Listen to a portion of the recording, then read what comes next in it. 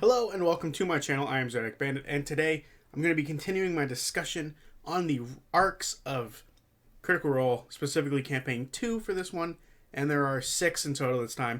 Come together, the bad guys, the Bright Queen's Favor, Swords and Angels, Family Ties, and Weird Magic. I can't wait to talk about all of these, so let's get right into it. Hi there, so this is actually the last thing I'm recording, because I want to make a small thing of clarity for you all.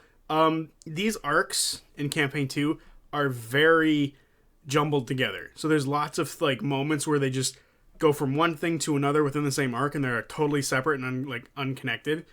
Early on, they go from dealing with stuff after the Iron Shepherds and just go onto a pirate ship. Technically, they're connected because they found a letter from one of the directed towards somebody, and that is what directly led to them being on the ship.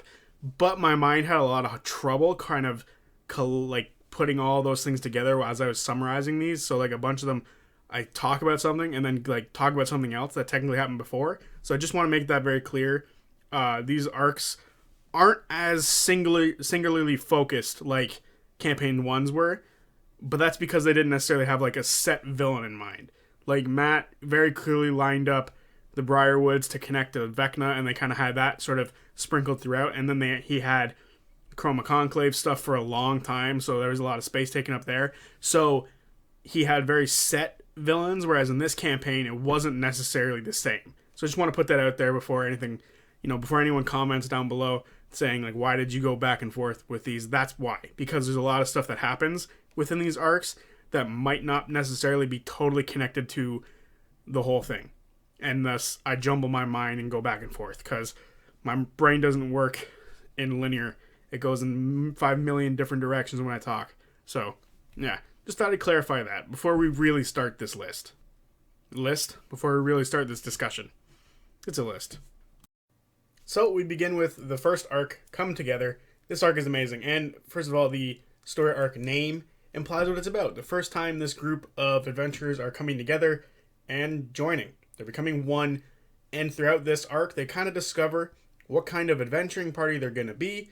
They go through several different cities within the Wildmount area in that side of Matt's world, Exandria. And it's fun, it's amazing. We get to meet amazing characters. We get to meet the cast characters, first of all. They're secret to everybody, so this is the first time we actually get to see their reactions to everyone's characters, and it's the time we get to see them all come together for the first time. Unlike Campaign 1, where they were already a group and they were established together, this time I believe there were 3 different groups, and they came together at a bar as a circus was coming through town, which had 2 of the players in it. And, shit goes to hell from there. Shit goes to hell. Shit hits the fan from there. And it's just amazing. We get to see, obviously, their introduction, pretty good. They're, as a group coming together and working together, Matt used Jester's curiosity to his advantage to sort of get her to sort of move toward Caleb and Knott, and that just snowballed into the rest of the cast coming together and becoming the group they are. And I love it. From Trussenwald to Zadash, Hupperduke, this arc is amazing. We get to see so much stuff, amazing characters. Shikasta, I think, if I'm not mistaken, if I'm remembering her name right, Kellyanne, I believe she's a draconic sorcerer, and we obviously got to meet Kiri, one of the best mascot characters of all time, who should have stuck around for the whole thing. We got to meet the gentleman for the first time. I believe this was also the arc where in Zadash they get introduced to the dodecahedron, as they called it, and they kind of kept it for a long time after that part. And this leads into them sort of not necessarily being a heroic group. They're kind of gray morally at this point, sort of leaning toward the darker side as they start doing work for an underground boss named the Gentleman. And it's actually really interesting as we see them do both good and bad, trying to figure out who they are, what they're doing, and eventually it turns into them going down a slightly darker road, which according to Matt, changed the entire landscape of the opening to this campaign, which is crazy to me. Really cool, really exciting. I love this arc, and it obviously ends with some of the most insane cliffhangers of an episode ever, which is Yasha Jester and Ford getting kidnapped by the Iron Shepherds, I believe was the name of the group. I'm 90% sure. And it's just crazy. I loved every second of this arc. It's so much better as a first arc than Campaign 1's first arc. And you know what? To be able to surpass this is a huge ask for any arc after this, because we got to fall in love with all the characters. We got to see what they were about for the most part. And obviously as time went on, we'd learn more. But this was a very, very good introduction, 25 episodes. And it's amazing. I really enjoy it. Nothing really bad to say about this arc. And stream quality is amazing. Audio quality is amazing. So don't have to worry about that for the rest of talking about arcs. So no more technical issues, because they now have a lot of money. So that's good. Anyway, moving on to Arc 2.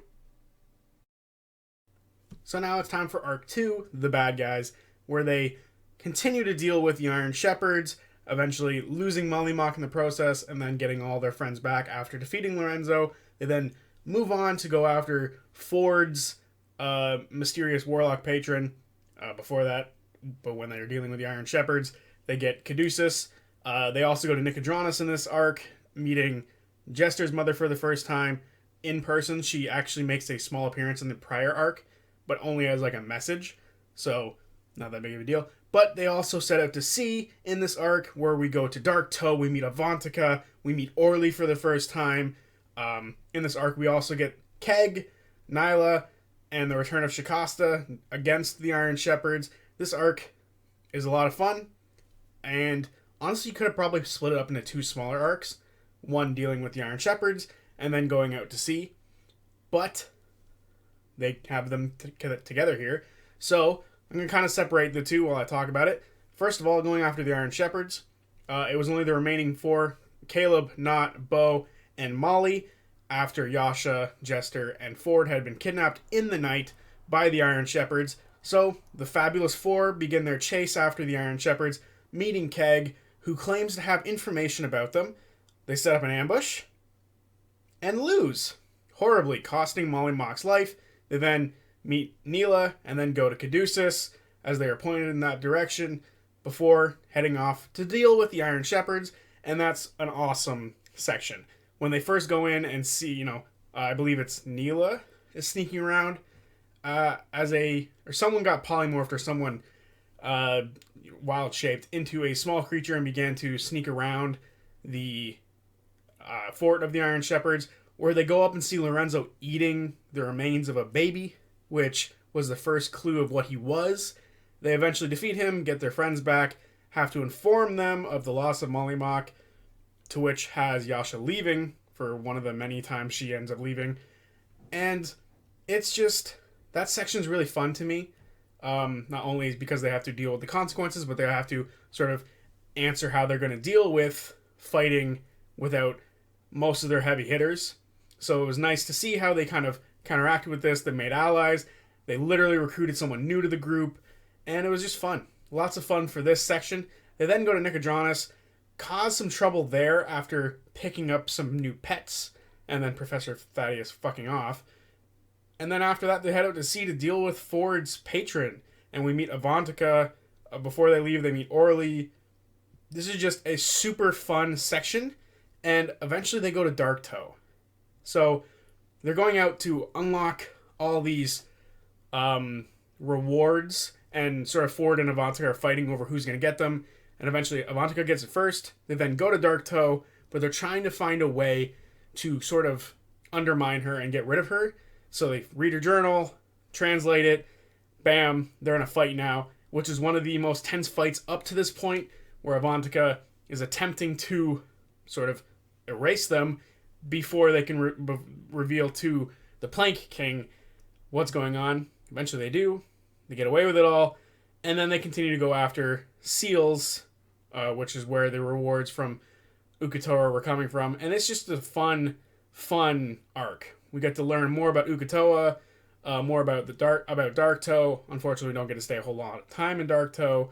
We get the beginnings of the crazy Avantika shenanigans that would happen much later. We get Avantika getting her neck snapped. We had a full amazing Yon T section where they go into a a temple for the Yuan-Ti. Eventually they go underwater.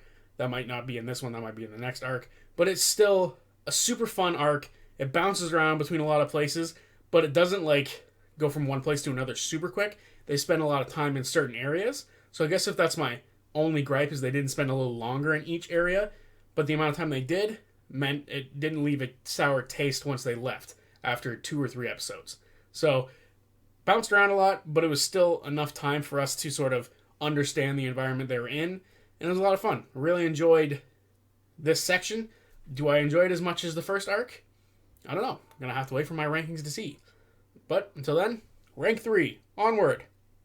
And now it's time for arc 3, where they have to travel to Xhorhas to save Yeza. Yeza was revealed to be Veth, or Not's husband and father to Veth's child, and they went after them to save them from the Xhorhasians, as at this point the Kryn dynasty is the enemy to the Dwendalian Empire, as they are currently embroiled in a war, or the beginnings of a war, and Matt sort of pulled them back into this plot thread that he had from the beginning, as in the first arc, that is when the tower exploded and they got their hands on the Luxon.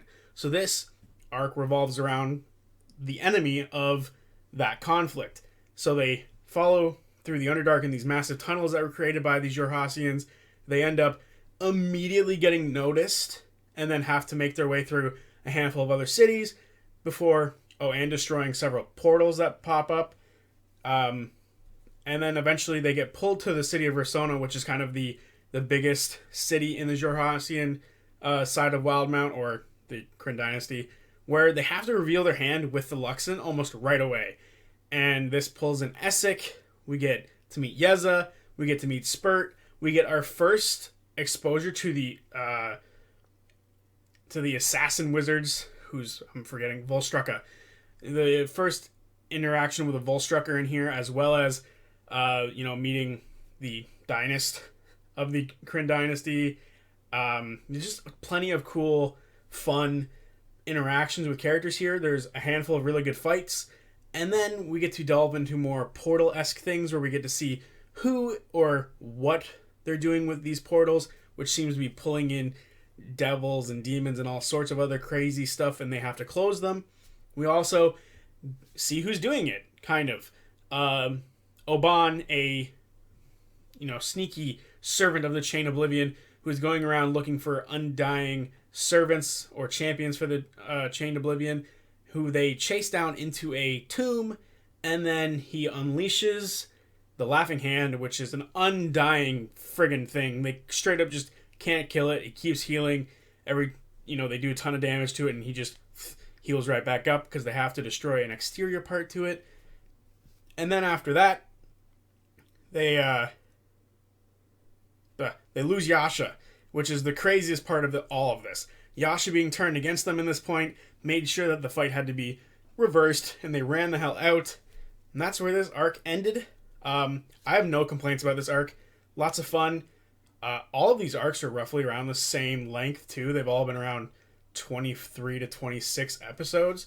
So consistency continues with that. These are a lot of fun.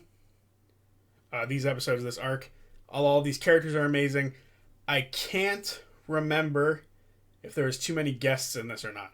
I'm going to go with no. There wasn't any guests. So yeah, there's that. Yeah, that's cool.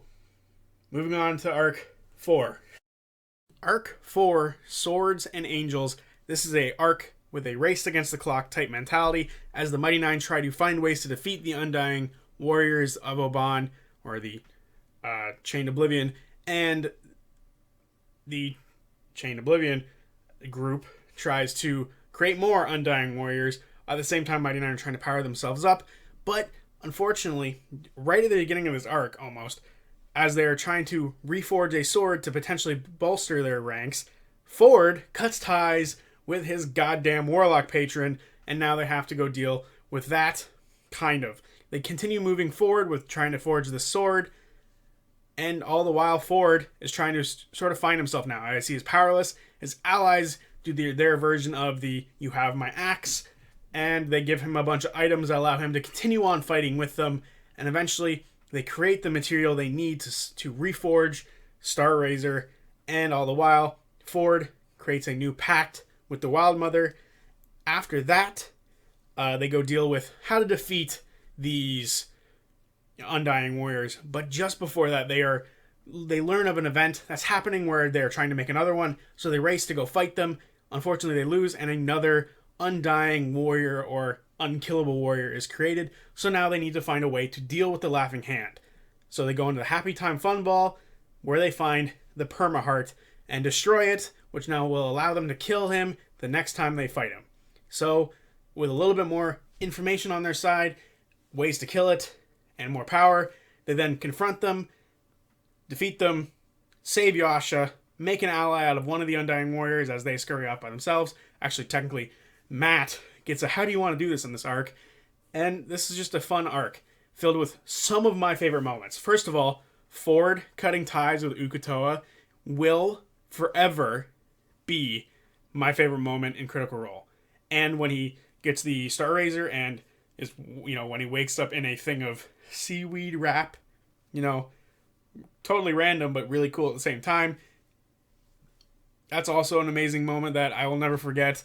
Them fighting the White Dragon for the first time. I forget her name. Really cool. Creating the Mithril, really cool. Fighting the Laughing Hand. Caleb killing the Laughing Hand in the way they do. And eventually defeating Oban is all amazing. Really love this arc.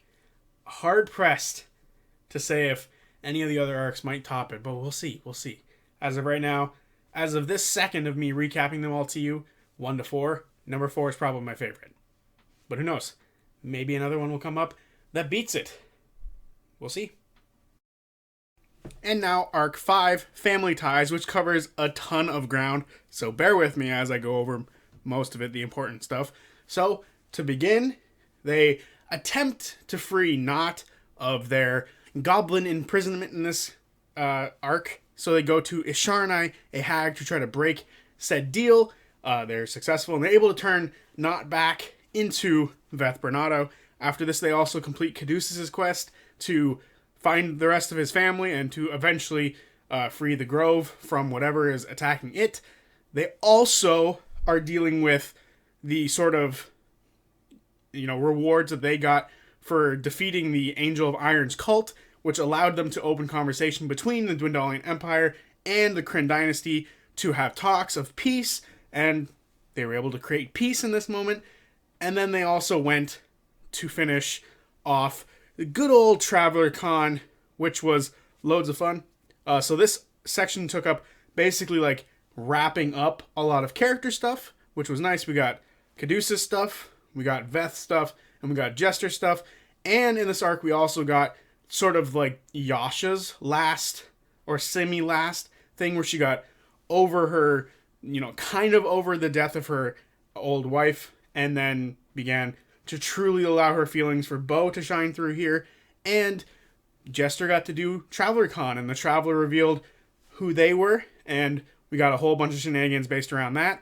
And this arc is also where we learned about the floating city in the Astral Sea, which is important for the next arc. And this one ends with them going to find a certain Mollymauk to ask him about the 9 eyes. But when they get there, he's already gone. I love this arc for so many reasons. First of all, wrapping up all these character things, this very much feels like the Tyrion Darrington part of Campaign 1 where they start wrapping up stuff and then lead into the final arc. So it's basically exactly the same thing. But we got to do a lot more character stuff.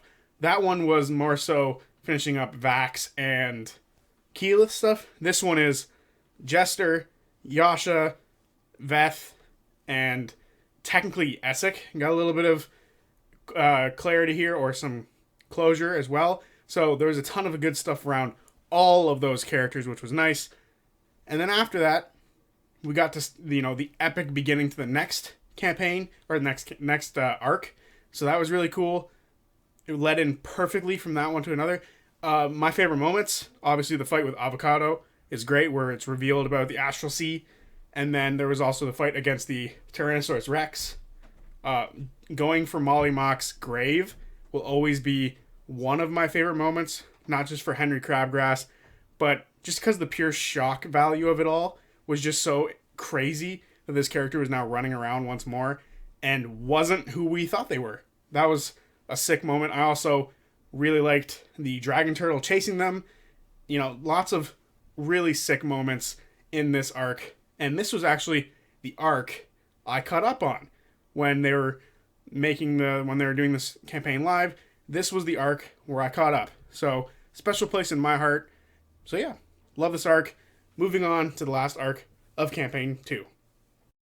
And finally, arc 6, Weird Magic. It is a race against the Tomb Takers as the Mighty Nine make their way through the mystical and magical area known as Islecross as they go through Aeorian ruins to sort of stop the Tomb Takers, Mollymock, aka Lucian, and his cronies from going into the Astral Sea and transporting the living city back over and causing terror and damage and destruction and ruin.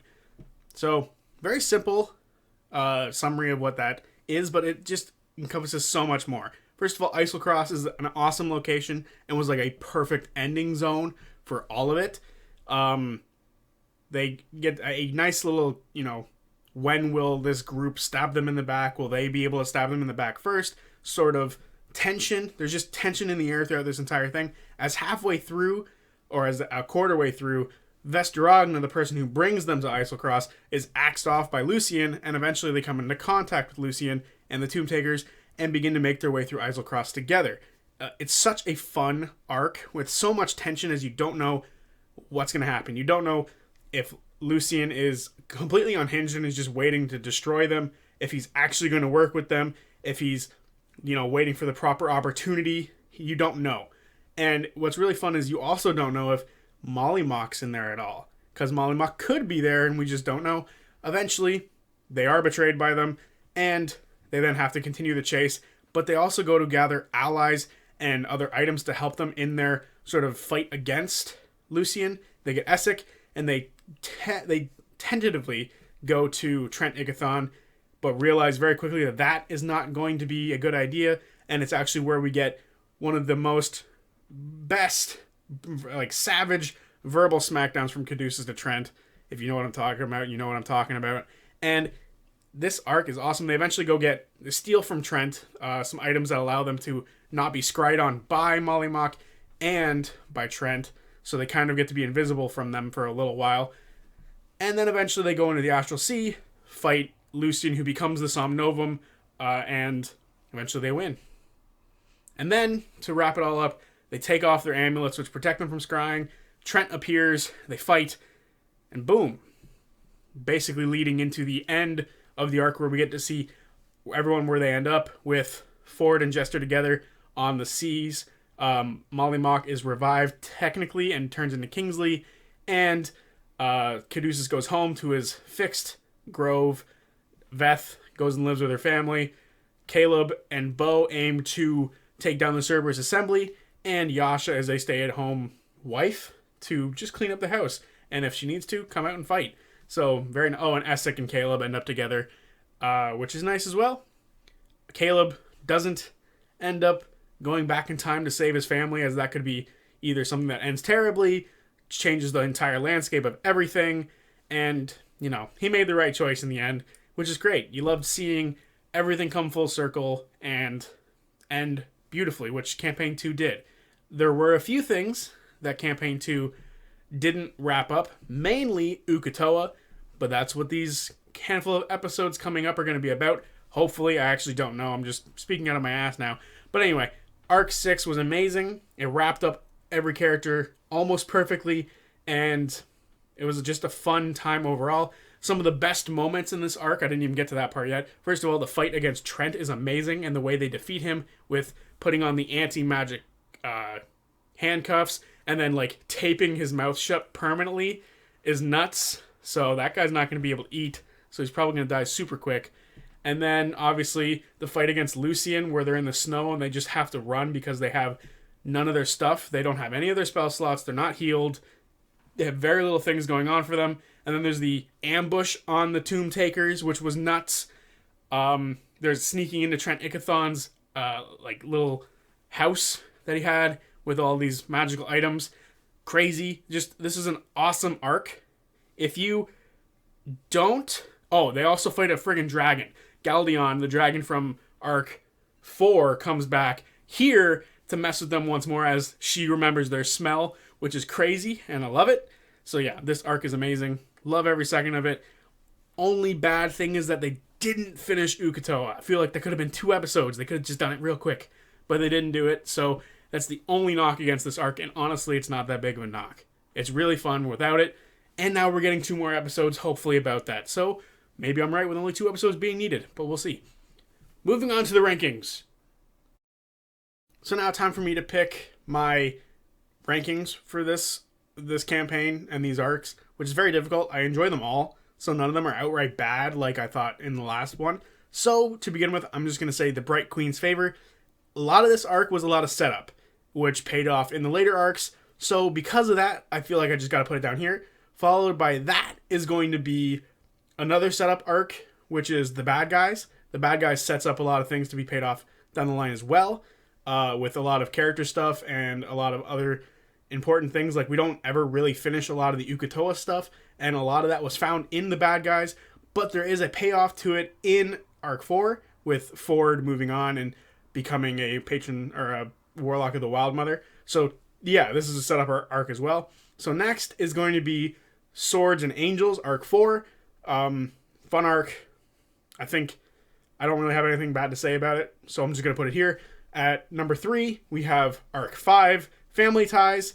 Again, really fun arc, but I really like that this is a payoff arc where we get a lot of stuff paid off. And then number 2, which is now the first one, which really has its place firmly at number 2, and that is Arc 1, Come Together. I love the meeting of these characters. It is so natural with the way that each of these characters are, with Jester being so curious about them and Caleb being so no, stay away from me, I don't want any more attention. So I love the way that these characters come together. I love that they're trying to find themselves in this arc. It's amazing. It's so much fun. And then in number 1, Arc 6, Weird Magic. I did have that mild complaint about them not finishing off the Ukatoa stuff, but seriously, that is so minor. At this point, it's not even funny, because there's just the idea that he'll always just fight Ukatoa, which I think is kind of badass. So with that being said, just go back to what I said in the last, talking about Arc 6, about how amazing it is, and that's why it's here. It is so much fun. It is, I think it's 30-something episodes long, but it's worth every episode, and it's super enjoyable. There's so much lore. There's so much, characters figuring stuff out.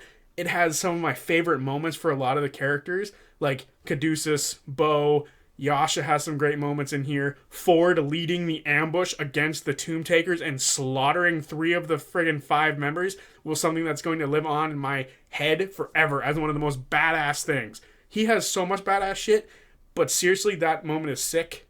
Really sick. So, yeah. Gotta put Arc 6 at number 1, and I love the tension that between the two groups. I love that they have to kind of go to their enemies. The old saying that the enemy of my enemy is my friend. And realistically, they didn't quite do that, but they tried. So it was really cool. I really enjoyed this arc. It is the best arc of Campaign 2, which is hard to say because there's a lot of good arcs. So yeah, there's my rankings. And there it is. Me talking about Campaign 2's arcs, and last Monday was Campaign 1's arc, so if you didn't see that, go watch it now. Yeah. And I was thinking about, in this section right here, putting all 11 arcs together in a ranking, but I think I've made it pretty clear with these 2 videos that, Campaign 2's would be ahead of the other ones. I think, my 1 to 4, my 5 to 2 in Campaign 1 would sit at the back end, and then my 1 to 5 here would be in the middle, and then I'd have, not 1 to 5, 5 to 4 would be in the middle, and then I'd have the Briarwood arc at 3, then Come Together, and then Weird Magic. So those are my top 3, Briarwood arc being 3, Come Together being number 2, and Weird Magic being number 1. Those are my top 3 if you want at least that. So yeah, there's that. Anyway, moving on from this video, I think next week I'm going to try something a little different on Monday. I'm gonna try a little different. It's still gonna be Critical Role, obviously, as that's what this channel is based around right now. So, yeah, Just going to put that little nugget. Going to be a little different next week. So yeah, see you guys then. Peace.